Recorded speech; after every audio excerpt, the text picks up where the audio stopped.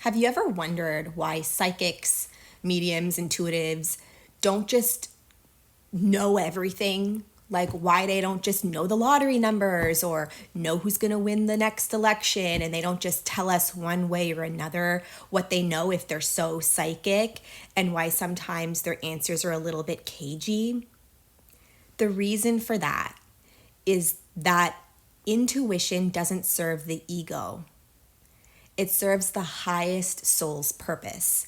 Whatever is going to serve you as a person the deepest and for your highest and best, that is what is you're going to receive through your intuition. And sometimes it comes through in a way that requires some discovery, because you didn't come here to receive answers so that you could feel satisfied egoically. You came here to explore and discover possibility, and your intuition facilitates that. And I'm still getting humbled by this. And it just happened to me today. I went into meditation and I really, really wanted to know who's going to win this election. We have a really big election coming up in the United States. It's causing me a lot of anxiety. And I just wanted to know one way or another what to expect. So I called my higher self forward and I asked her who's going to win this election. And she didn't really give me a straight answer. And I asked again. And again, she replied, but the answer had nuance to it, and it could have been taken either way depending on your perspective. And I asked her over and over and over again in as many different ways as I could think of. And every single time she responded in a way that wasn't 100% clear. And I was like, you're being purposely cagey with me right now, and you're purposefully not telling me one way or another. Why? And her response was really interesting. She said, because fear doesn't serve you right now, and neither does pride. At this time in my life, I am specifically working on feeling safe inside of who I am and finding safety and trust in the flow of life.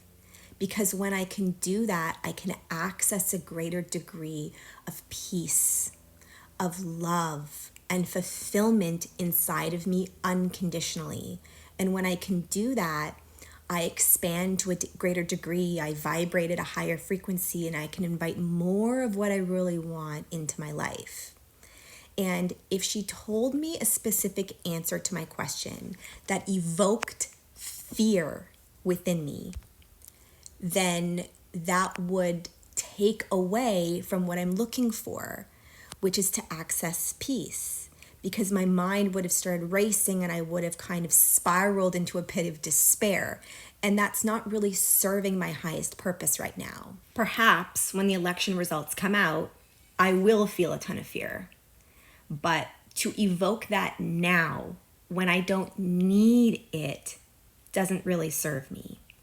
And on the flip side, if she tells me an answer and I end up being right, just knowing that intuitively I got the answer right, and feeling pride inside of my ability to get things right, that doesn't serve me either. Because what I'm trying to do right now in my life is anchor into unconditional trust of my own journey, of my ability to feel safe regardless, and to trust in my intuitive ability unconditionally without needing to know things, but rather finding safety and trust inside of the not knowing.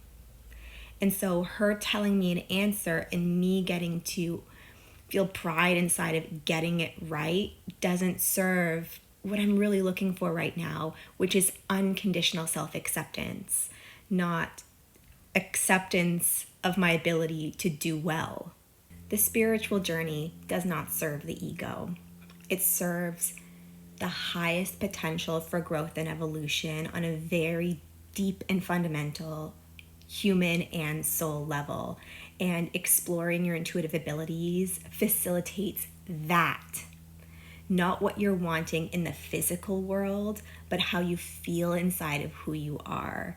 And you're not always going to get the answers that you want. You're not always going to get the answers at all, what you're going to get is an opportunity to feel what's really required underneath it all, which is unconditional love and acceptance for who you are.